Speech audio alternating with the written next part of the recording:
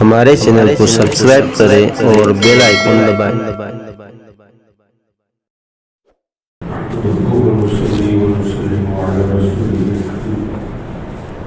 أما بعد فأعوذ بالله من الشيطان الرجيم بسم الله الرحمن الرحيم يا أيها الذين آمنوا ادخلوا في السلم كافة ولا تتبعوا خطوات الشيطان إنه لكم عدو مبين صدق الله مولانا العلي العظيم وبلغنا رسوله النبي الأمين الفتيح الكريم معزز محترم سامعین کرام السلام علیکم ورحمۃ اللہ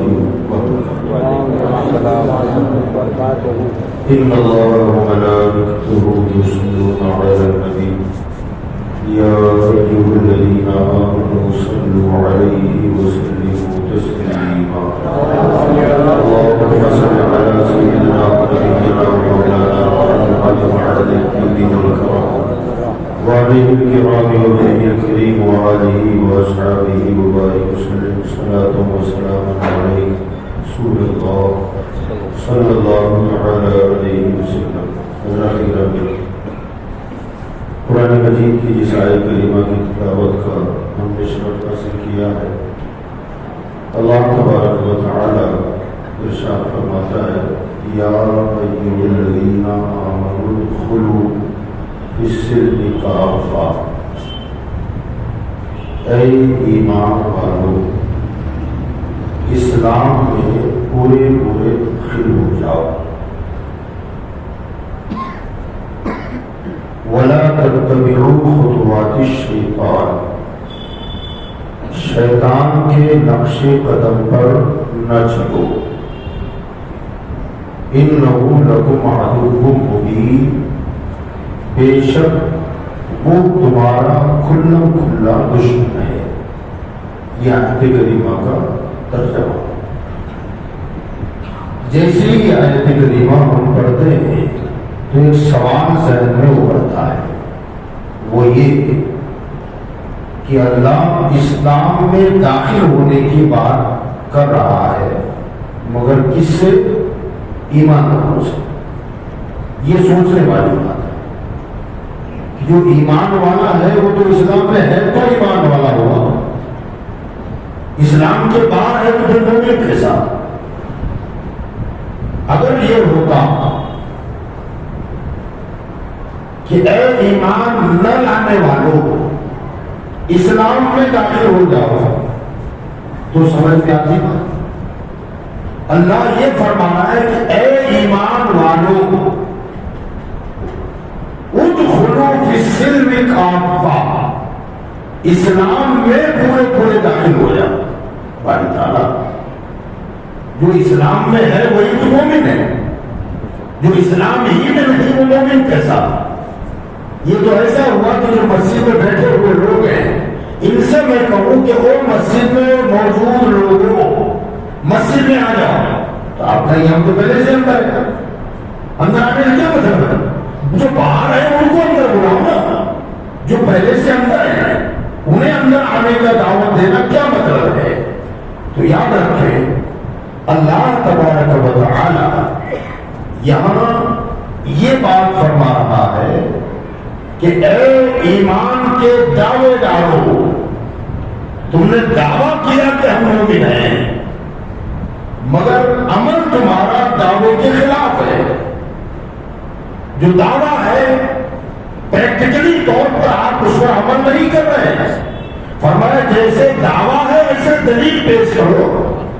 تمہارا دعویٰ ہے کہ مسلمان ہے، مومن ہے، ایمان والے ہیں، اللہ فرماتا ہے کہ ایسے نہیں چلے گا دعویٰ، پورے اندر آ جاؤ اور پھر کہو کہ میں مومن ہوں۔ تو دعوے کے مطابق تمہارا عمل ہونا چاہیے۔ اسلام آدھا دیگر آدھا بٹیر پسند نہیں کرواتا، پورا مسلمان بن جاؤ۔ کسی نے کہا تھا تو رنگی چھوڑ دے، ایک رنگ ہو جا، سراسر موم ہو جا یا سنگ ہو جا۔ اقبال نے کہا تھا کہ تم ہو صورت میں نصارا تو تمدن میں حضور، تم وہ ہو کہ جنہیں دیکھ کر شرمائے یہود۔ ایک جگہ کہا اس نے اخبار نے، وہ کہتے ہیں کہ یوں تو سید بھی ہو، مرزا بھی ہو، افغان بھی ہو، یوں تو سید بھی ہو، مرزا بھی ہو، افغان بھی ہو، تم سبھی کچھ ہو، بتاؤ تو مسلمان بھی ہو؟ فخر ہے میں افغانی پٹھان ہوں، میں مرزا ہوں، میں سید ہوں، میں شیخ ہوں، میں فلاں ہوں، میں فلاں ہوں۔ فرمایا کہ یہ فلاں فلاں تو تم کر رہے ہو، فخر کرتے ہو میں انصاری قبیلے سے ہوں، فلاں کہتا میں فلاں شیخ قبیلے سے ہوں، میں سید قبیلے سے ہوں، اقبال کہتے ہیں سب ٹھیک ہے۔ یہ جو قبائل اللہ نے بنائے، قرآن میں اللہ فرماتا ہے کہ یہ قبائل تو ہم نے صرف تمہاری پہچان کے لیے بنائے نا، پہچان کے لیے۔ اصل جو تمہیں ہونا چاہیے وہ مومن ہے، ایمان والے، یقین جانے سیادت بڑی چیز ہے، خاندان رسول سے ہونا بہت بڑی بات ہے، یہ چھوٹی بات نہیں ہے، مگر خاندان رسول سے ہونا کام اس وقت آئے گا جب رسول کے ہوں گے تب۔ اگر خاندان کا ہو کر بھی رسول کا نہ ہو سکا تو وہ خاندان کام لگے گا؟ ہاشمی قبیلہ بڑا قبیلہ ہے، خاندان اونچا ہے، بنو ہاشم میرے مصطفیٰ کا خاندان، مگر آپ اچھی طرح جانتے ہیں ابو لہب میرے حضور کا سگا چاچا ہے، سگا چاچا، ایک خون ایک دادا کی اولاد، ہاشمی خاندان، مگر مصطفیٰ کا فرمان کیا؟ کیونکہ ابو لہب چاچا ہو کر مصطفیٰ کا نہ ہو سکا تو آقا نے فرمایا لا قرابۃ بیننا وبین ابی لہب، کہ میرے اور ابو لہب کے بیچ میں کوئی قرابت جاری نہیں ہے، چاچا سگا۔ سلمان فارسی، فارس کے رہنے والے، کوئی خاندان نہیں، کوئی قبیلہ ریلیٹڈ نہیں ہے، مگر جا کر کے دیکھیں حضرت سلمان فارسی کے مزار پر آج بھی وہ حدیث موجود ہے کہ سرکار نے فرمایا سلمان میری اہل بیت کا حصہ ہے، سلمان فارس کے رہنے والے، آقا نے فرمایا میری اہل بیت میں سے ہے، اور جو خاندان کا تھا فرمایا ابو لہب سے میرا کوئی رشتہ نہیں، کیا پتا چلا؟ نسب خاندان مصطفیٰ کے ہونے میں سر کام کا ہے، اور اگر مصطفیٰ کا نہیں ہے تو خاندان کا لات مار کے باہر کر دیا گیا، اور جو مصطفیٰ کا ہے باہر کا ہے تو اندر لے لیا گیا۔ تو پتہ یہ چلا اللہ تعالیٰ نے فرمایا اے ایمان والو اسلام میں پورے پورے داخل ہو جاؤ۔ اچھا یہ آیت کریمہ کیوں نازل ہوئی؟ حضرت سیدنا عبداللہ ابن سلام رضی اللہ عنہ یہودیوں کے بہت بڑے عالم ہیں، عالم تھے۔ جب حضور صلی اللہ علیہ وسلم، یاد رکھیں یہودی مذہب میں اونٹ کا گوشت کھانا جائز نہیں تھا، یعنی شریعت موسوی ہے، اونٹ کا گوشت جائز نہیں تھا، اونٹ کا دودھ بھی جائز نہیں تھا۔ اسلام میں اونٹ کا گوشت کھانا مباح ہے، واجب نہیں، فرض نہیں۔ دودھ استعمال کوئی کرتا ہے ٹھیک ہے، جائز ہے، مباح ہے، فرض اور واجب نہیں۔ حضرت عبداللہ ابن سلام چونکہ پیدائشی یہودی تھے، عالم تھے، ان کی مذہبی کتابوں میں یہ قانون تھا کہ اونٹ کا گوشت درست نہیں ہے، جائز نہیں ہے، دودھ جائز نہیں ہے۔ جب سرکار مدینہ تشریف لائے انہوں نے حضور کو دیکھا اور یقین کر لیا ہماری کتاب میں ہے کہ آخری پیغمبر کس شان کے ہوں گے، پہچان لیا، مسلمان بن گئے۔ جب مسلمان بنے تو چونکہ پیدائشی طور پر کبھی اونٹ کے گوشت کو ہاتھ نہیں لگایا، اونٹ کا دودھ کبھی استعمال نہیں کیا، تو انہوں نے غور کیا کہ اسلام میں فرض اور واجب تو ہے نہیں، پرانے مذہب جو تھا یہودیت کا اس میں سختی کے ساتھ منع کیا گیا، تو میں اونٹ کا گوشت نہیں کھاؤں گا، دودھ استعمال نہیں کروں گا۔ اس طریقے سے یعنی جو پہلے سے عادت ہے وہ بھی بنی رہے گی، اسلام میں فرض اور واجب بھی نہیں، کوئی گناہ کار ہوگا نہیں۔ وہ بچتے رہے، مسلمان کھاتے رہے، دودھ پیتے رہے، یہ بچتے تھے۔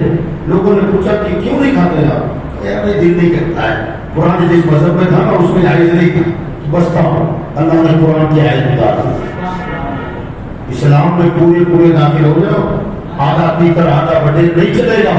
جیسی آیت اتری حضرت عبداللہ ابن سلام نے اسی دن گوشت کھانا شروع کر دیا۔ نہیں، جب اللہ کا فرمان ہے اسلام نے جائز کیا ہے تو رکنے والا تکلیف نہیں ہے تو پھر ظاہر بات ہے انہوں نے کھانا اور گوشت کھانا اور دودھ استعمال کرنا شروع کر دیا.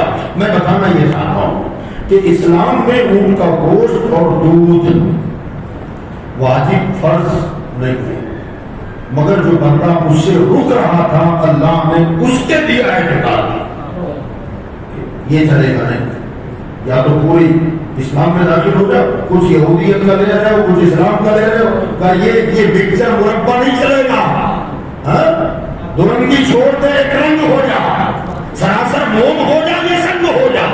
انہوں نے چھوڑ دیا کہ میں مصطفیٰ کا ہونا چاہتا ہوں. میں بتانا یہ چاہتا ہوں کہ جو چیز مباح تھی اس کے لیے آیت اتر گئی. داڑیاں مردوں کے لیے سنت واجبہ ہے، خالی سنت نہیں، سنت واجبہ واجب ہے. داڑھی کاٹنا حرام، ایک مشت سے کم کرنا حرام ہے، اللہ رسول کی ناراضگی کا سبب ہے. اب جو مسلمان ایمان کا دعویٰ کرے اور چہروں سے داڑیاں چھلوائے تو کیا یہ اللہ ان سے فرما رہا ہے کہ پورا بن جائے، اسلام میں پورا داخل ہو جا. یہودیوں کا طریقہ تجھے اچھا لگتا ہے، باتیں کرنے کے لیے بہت ہے کہ میں مسلمان، حضور سے محبت ہے، ہم کو جان دینے کے لیے تیار. میرے بھائی جان بعد میں دینا، مصطفیٰ کی طرح چہرہ بنا لے. اس میں کوئی کٹھنائی نہیں ہے، کوئی مشکل نہیں ہے، کوئی پہاڑ نہیں اٹھانا ہے. جو قدرت نے دیا ہے اسے چھوڑ دینا ہے، اسے چھیڑ چھاڑ مت کرو نا. اور یہ چہرہ اللہ رسول کو پسند ہے، یہ چہرہ اللہ رسول کو پسند ہے. مسلمانوں بولو ہمیں اپنے نبی سے محبت ہے کہ نہیں ہے؟ جس کو ہے وہی بولنا. کم لوگوں کو ہے، سب کو ہے، اونچی بولے ہے محبت، یقیناً محبت ہے. اور محبت میرے آقا نے فرمایا اللہ ایمان علی اللہ محبت اللہ. جس کے دل میں میری محبت نہیں ہے اس کا ایمان ہی نہیں ہے. ایک صحابی نے پوچھا تھا یا رسول اللہ من ایمان، ایمان کسے کہتے ہیں؟ میرے آقا نے فرمایا حب نبی کا ایمان، تیرے نبی کی محبت کا نام ایمان ہے. پورے حضور کی محبت کا نام ایمان ہے. اور جب محبت ہے تو محبوب اور محب کا معاملہ کیا ہوتا ہے یقین جانے. شادی بیاہ میں ہم جاتے ہیں، کوئی فنکشن ہو رہا ہے جاتے ہیں، 50 لوگ ڈریس ہوتے ہیں، درجن پر کپڑے ہیں، آدمی کنفیوز ہو جاتا ہے اچھی محفل ہے کپڑا کون سا پہن. سوچتے ہو اگر ہماری اہلیہ نے کسی کپڑے پر رکھ دیا ہاتھ اور کہہ دیا کہ اس میں بہت جمتے ہیں آپ، یہ کپڑا پہنو آپ بہت اچھے لگتے ہیں آپ، ایمانداری سے بولو. یہی محفل نہیں، ہر محفل میں ہماری کوشش ہوگی کہ وہی پہنے، ہم وہی پہنے جس سے میں محبت کرتا ہوں اسے یہ پسند ہے. اب اگر ہم نے وہ کپڑا پہن کے باہر نکلا ہے اور کسی نے ہم کو ٹوکا گیا کیا کپڑا پہنا ہے، کوئی اچھا پہن لیتا، ہم کیا کریں گے؟ کم سے کم دل پر خیال آئے گا مجھے تھوڑی دکھانا ہے یار، جس سے محبت کرتا ہوں اس کو اچھا لگتا ہے بس، دنیا کو کچھ بھی لگے مجھے کیا فرق پڑتا ہے. جس سے مجھے محبت ہے جب اسے اچھا لگتا ہے تو دنیا کو چاہے برا لگے مجھے اس کی کوئی پرواہ نہیں ہے. تو یاد رکھے بیوی بچے ماں باپ جس کے قدموں پر قربان ہے وہ محمد کو چہرہ کون سا اچھا لگتا ہے. اب وہ کہیں کہ مجھے درمندہ اچھا لگتا ہے تو آپ کی مرضی ہے کریں. اور اگر حضور کہے کہ نا داڑھی کٹا چہرہ اچھا نہیں لگتا مجھے تو وہ چہرہ اچھا لگتا ہے جس پر داڑھی سجی ہو، تو مسلمانوں دنیا کچھ بھی کہے میں تو وہ کروں گا جو مدینے والے کو اچھا لگتا ہے. تو سرکار کو داڑھی اچھی لگتی ہے نا، اونچی بولو. تو ہم کب سجائیں گے داڑھی؟ کب کاٹنا بند کریں گے؟ کب تک کھسکسی رکھو گے؟ کب تک چھلواؤ گے؟ کچھ لوگ تو وہ ہیں داڑھی میں اسلام اٹکا ہوا ہے، داڑھی میں اسلام اٹکا ہوا ہے. میں کہتا ہوں بے وقوف، داڑھی میں اسلام نہیں ہے مگر اسلام میں داڑھی ہے. داڑھی میں اسلام نہیں ہے مگر اسلام میں تو داڑھی ہے نا، تو اس پر عمل کر. اور یاد رکھیں وہ دن یاد کرو نوجوانوں بوڑھو، وہ دن یاد کرو یوم یفر المرء من اخیہ وامہ وابیہ وصاحبتہ وبنیہ لکل امرئ منہم یومئذ شأن یغنیہ. قیامت کا دن آئے گا، بھائی بھائی کا ساتھ نہیں دے گا، باپ بیٹے کا ساتھ نہیں دے گا، ماں بیٹی کا ساتھ نہیں دے گی، اولاد ماں باپ کا ساتھ نہیں دے گی، بیوی شوہر کا نہیں، شوہر بیوی کا نہیں، حتیٰ کہ انبیاء کہیں گے اذهبوا الی غیرہ، کچھ نہیں کر سکتے کسی اور کے پاس جاؤ. اور اللہ کا جلال نقطہ انتہا پر ہوگا، اتنا جلال کہ انبیاء کہیں گے کہ اتنا جلال ہم نے رب کا کبھی نہیں دیکھا. دہشت زدہ ہوں گے، خوف کی وجہ سے بدن کے رونقے سے خون کے فوارے نکلیں گے، اتنا جلال ہوگا خدا کا. اس وقت در ہوگا تو کس کا ہوگا، دربار ہوگا تو کس کا ہوگا، اللہ کے جلال سے کون بچائے گا. سارے نبی کہیں گے اذهبوا الی غیری، باپ بیٹے سے بھاگ رہا ہے، ماں بیٹی سے بھاگ رہی ہے، بس آمنہ کا لال ہوگا انا لہا، آؤ میں تمہارے لیے ہوں، آؤ میں تمہارے لیے ہوں. اے محبت رسول کا دعویٰ کرنے والوں، میرے سرکار کی عادت کریمہ کیا تھی وہ سن لے پہلے. سرکار مدینہ صلی اللہ علیہ وسلم کے لیے دو حدیثیں مختصر میں بتا دوں، تفصیل زیادہ ہے، بتانا یہ چاہتا ہوں. ایک بار خسرو پرویش آتش پرست مجوسی حضرت سیدنا حذیفہ رضی اللہ تعالیٰ عنہ کے ہاتھ میرے آقا نے دعوت اسلام پیش کر دے کر کے ایک خط بھیجا تھا. وہ بدبخت نے سرکار کا خط پھاڑ دیا ظالم نے، اور خط پھاڑنے کے بعد اپنا نمائندہ اپنے کسی گورنر سے کہا تھا، چلتا تھا اس کا سپر پاور تھا، کہا کہ محمد کو اپنے آدمی بھیج کر گرفتار کر کے میرے دربار میں پیش کرو. اس بدبخت نے شیطان نے یہ کہا تھا. اس کے گورنر نے دو آدمیوں کو حضور کی بارگاہ میں بھیجا، ان کی مونچھیں بڑی تھی، چہرے پر داڑھی نہیں تھی، مکلف نہیں ہے کیونکہ اسلام قبول نہیں کیا. جب حضور کے پاس آئے تو سرکار نے جیسے ان کا چہرہ دیکھا تو فرمایا ہلاک ہو جاؤ تم، اللہ کی بنائی ہوئی چیز میں دخل کیسے لے رہے ہو. تو کیا ہوا؟ کیا داڑھی کس کے حکم سے کٹوائی؟ تو کہنے کہ ہمارے بادشاہ کاٹ رہے. تو کہا تیرا بادشاہ چھلوانے کا کہتا ہے اور میرا رب کہتا ہے داڑیاں بڑھاؤ. اور چہرہ پھیر لیا سرکار. یہ جلال ہلاکت کی بددعا کر دی. سوال یہ ہے کہ مسلمان تو نہیں تھے نا، داڑھی کے احکامات پتہ نہیں تھے. جب تک اسلام میں نہ آ جاؤ داڑھی رکھنے کا آرڈر نہیں دیا جا سکتا. ذرا سوچے نا، ایک مرتبہ ایک یہودی حضور کے پاس کچھ کام سے آیا، داڑھی نہیں تھی چہرے پر آیا. اب ظاہر بات ہے آپ کوئی مدعا پیش کرنا چاہو اور میں ایسے گھوم جاؤں، تو جب تک یہ روبرو ایک دوسرے کے ہاتھ میں ہاتھ نہ ملے تو آدمی مطمئن نہیں ہوتا ہے.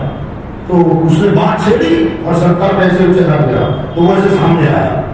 جیسے سامنے آیا تو حضور ایسے گھوم گئے، پھر وہ سامنے آیا اور بات کرا، پھر ادھر گھوم گئے، پھر وہ آنا چاہتا. حضور نے کہا میں سن رہا ہوں، کان تیری طرف لگے، میرے سامنے بتا.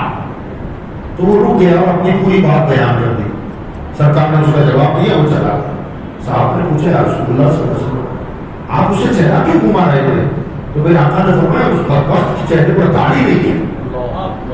صحابہ نے کہا رسول اللہ وہ مسلمان نہیں یہودی ہے. تو آقا نے فرمایا اگرچہ یہودی ہو، جس کے چہرے پر داڑھی نہ ہو میں وہ چہرہ دیکھنا ہی پسند نہیں کرتا ہوں. مسلمان ذرا سوچیے، ہم مومن ہیں، حضور کے ماننے والے. کل قیامت کے دن ہم جائیں گے شفاعت کرانے، یا رسول اللہ ہمارا سہارا آپ ہی ہے، میں آپ کے لیے مرنے مٹنے کے لیے تیار تھا. اور قیامت کے دن اگر حضور نے پوچھ لیا کہ مرنا بعد میں ہوتا، میں نے تو کہا تھا کہ میں وہ چہرہ نہیں دیکھتا جس پر داڑھی نہ ہو. آج تو نے دنیا میں میری سنت پر عمل کتنا کیا؟ اگر اس دن حضور نے چہرہ پھیر دیا تو کہاں جاؤ؟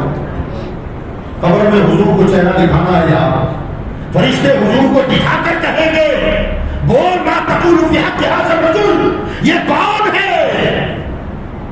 مسلمانوں اگر حضور نے چہرہ پھیر دیا کیا بنے گا ہمارا؟ کون ہوگا ہمارا سہارا؟ یاد رکھیں چہروں پر داڑیاں بڑھاؤ. اگر قبر میں چہرے پر داڑھی لے کر کے پہنچو گے اور فرشتہ جب پوچھے گا بول ان کے بارے میں کیا کہتا ہے، تو میرا وجدان کہتا ہے کہ چہرے پر اگر داڑھی ہوگی تو آقا کہیں گے فرشتوں اس سے نہ پوچھو کہ میں کون ہوں، میں بتاتا میرا غلام ہے. سبحان اللہ. اور حضور کہتے ہیں میرا ہے تو ہماری تو بات ہی بن جائے گی. اس لیے چہرے پر داڑھی سجاؤ. داڑھی میرے مصطفیٰ کی محبوب و مرغوب سنت, تمام نبیوں کی سنت. اور یاد رکھے اللہ اکبر, حضرت امام زہری امام اعظم ابو حنیفہ رضی اللہ تعالیٰ عنہ کے استاد, ان کے چہرے پر صرف 3 یا 4 بال تھے داڑھی کے, قدرتی طور پر 3 یا 4 بال تھے بس, باقی سب صاف تھا, آئی رہی تھی داڑھی. مگر آپ زندگی بھر اسے سنبھال کے رکھتے تھے, زندگی بھر. سوچے جس کے چہرے پر خالی 4 بال ہو, آدمی سوچے گا اچھا نہیں لگتا, خراب لگتا ہے, کھینچ کے اکھاڑ دے گا, مگر وہ سنبھالتے تھے. کسی نے پوچھا یار حضور یہ 4 ہی مال ہے, کا 4 ہی کیوں نہ ہو, اس نے دیا ہے, میرے نبی کو پسند ہے, میرے آقا کو پسند ہے, مجھے رکھنا ہے. مسلمانوں داڑیاں سجاؤ گے انشاءاللہ, سجاؤ گے, قیامت کے دن حضور کو چہرہ دکھانا ہے. اور یاد رکھیں دنیا والے کب آدمی سوچتا ہے, بڑے بوڑھے بھی کہہ جاتے ہیں, عورتیں بھی کہتی ہیں ابھی عمر کتنی داڑھی رکھنے کی. میں کہتا ہوں ابھی داڑھی کی عمر نہیں ہے تو مرنے کی عمر ہے. اس لیے ضروری ہے کہ بڈھا ہو کے مرے گا, جوان نہیں مرتے. اور یاد رکھیں حضور صلی اللہ علیہ وسلم نے فرمایا جو بندہ جس حالت میں مرتا ہے اسی حالت میں اٹھایا جائے گا.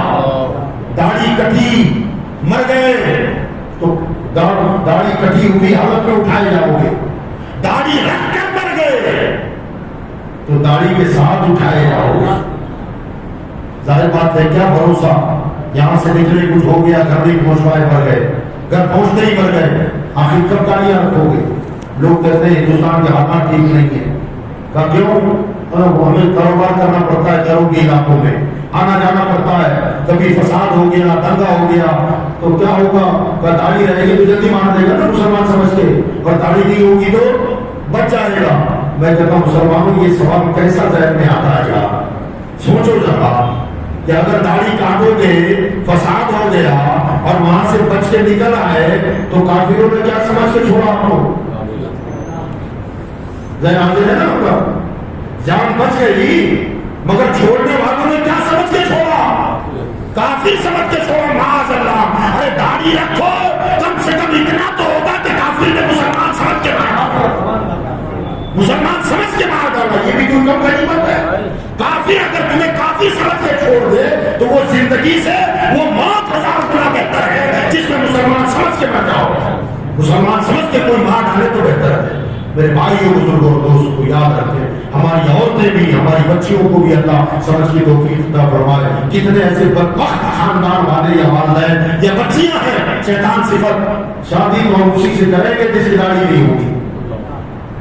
ہوتا ہے سر, کتنے داڑھی والے بچوں کو یہ شکایت ہوتی ہے کہ اگر فلاں جگہ رشتہ گیا تو داڑھی کی وجہ سے ختم ہو گیا, قبول نہیں کیا, رشتہ ہو کر ٹوٹ گیا, کا کیوں کا داڑھی کی وجہ سے. میں یہ پوچھنا چاہتا ہوں, خدا نہ خواستہ اگر کسی لڑکی کو داڑھی نکل آئے, سوچو اس لڑکی سے کوئی لڑکا شادی کرنے تیار ہوگا؟ قدرتی طور پر لڑکیوں کو داڑھی نہیں ہوتی ہے اور مردوں کو قدرت نے زینت دی ہے داڑھی سے. سرکار فرماتے ہیں کہ عورتوں کو زلفوں سے زینت اللہ نے دی اور مردوں کو داڑھیوں سے زینت دی ہے. اب عورت کی اگر داڑھی نکل آئے تو کوئی لڑکا تیار نہیں ہوگا شادی کے لیے, کیونکہ یہ قدرت کے مزاج کے خلاف ہو گیا ہے. تو وہ لڑکیوں کو کیا ہو گیا ہے کہ قدرت نے عورتوں کو جس سے محروم رکھا ہے, داڑھی نہیں ہوتی, اگر نکل آئے تو کوئی لڑکا شادی کرنے تیار نہیں, تو کوئی لڑکا داڑھی ہو کر کٹوائے. تو لڑکیاں کیوں تیار ہو جاتی ہیں اس سے شادی کرنے؟ اس سے کہو کہ بھیا زینت ہے مردوں کی, اگر مجھے داڑھی ہوتی تو شادی کرتا. ظاہر بات ہے وہ نہیں کرتا لڑکی سے شادی, تو جس لڑکے کو داڑھی نہیں ہے لڑکی کیوں کرے؟ لڑکی بھی یہ شرط رکھے کہ داڑھی ہوگی تو شادی کروں گی. اور اسی طریقے سے یہ تھوڑی سائنس, میڈیکل سائنس سے لڑکی کہ ماہرین سے پوچھ لینا کبھی کسی ڈاکٹر سے کہ اگر کسی عورت کے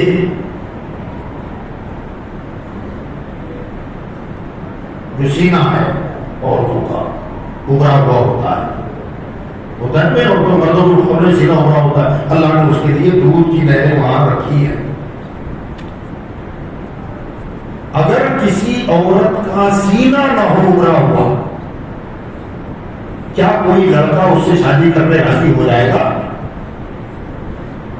بتاؤ, پوچھ رہا ہوں, ہوگا؟ کیا کوئی ماں باپ اس لڑکی کو اپنی بہو بنانے کے لیے راضی ہو جائیں گے؟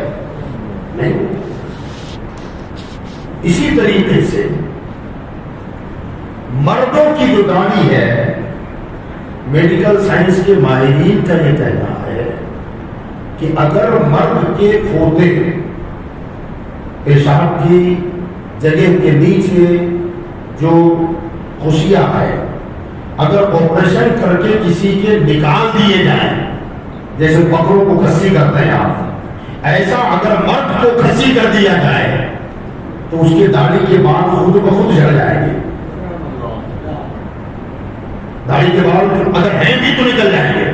اس کا تعلق وہاں سے, اس کا تعلق وہاں سے ہے. ذرا سوچو, اللہ نے مرد کے لیے اس کے ساتھ تعلق جوڑ کے رکھا ہے. عورت سینے کے بغیر ادھوری ہے, حسن میں کمزوری ہے. آپ اس سے شادی نہیں کرتے تو میں اپنی بہنوں سے کہوں گا کہ جب کوئی لڑکا بغیر سینے والی عورت سے شادی کرنے کے لیے تیار نہیں ہوتا اور کوئی آدمی ایسی عورت کو بہو بنانے کے لیے تیار نہیں ہوتا, تو خدا کے لیے آپ بھی کوئی ایسا داماد کیوں دیکھتے ہو جس کی داڑھی نہ ہو؟ کوشش کرو کہ ہمارا داماد بھی ہو تو داڑھی والا ہو, جس کی مردانہ علامت سلامت ہو. ایسا داماد دیکھو نا یار, یہ طے کر لیں. اور یاد رکھیے گا, آج ہمارے نوجوانوں کو کیا ہو گیا ہے کہ داڑیاں کٹواتے ہیں, یہودی, نصرانی, کافروں, مشرکوں کی طرح شکلیں بنا کے گھوم رہے ہیں اور اس پہ فخر ہو رہا ہے. یاد رکھو, اور اسے دیا نام فیشن کا, فیشن کا نام دیا ہے, کیونکہ بغیر داڑھی والے تو ذرا وی آئی پی لوگ ہیں نا. داڑھی والے تو پرانے لوگ ہیں نا, پرانے ذہن کے. اللہ کی عزت کی قسم, پوری دنیا میں سب سے بڑی وی آئی پی ذات اگر کوئی ہے تو مدینے کی تاجدار, ان سے بڑھ کر کوئی وی آئی پی نہیں ہو سکتا. سرکار نے داڑھی سجائی, صحابہ نے داڑھی سجائی, تابعین نے داڑھی سجائی, تب یہ تابعین نے داڑھی سجائی. داڑیاں رکھو گے, داڑیاں بولو یار, قبر میں جانا ہے, داڑیاں سجاؤ, انشاءاللہ حسین چہرہ لگتا ہے, خوبصورت چہرہ رکھتا ہے. اور اس سے بہتر چہرہ کس کا جو نبی سے مشابہت رکھتا ہو. اللہ تعالیٰ مجھے آپ کو عمل کی توفیق عطا فرمائے.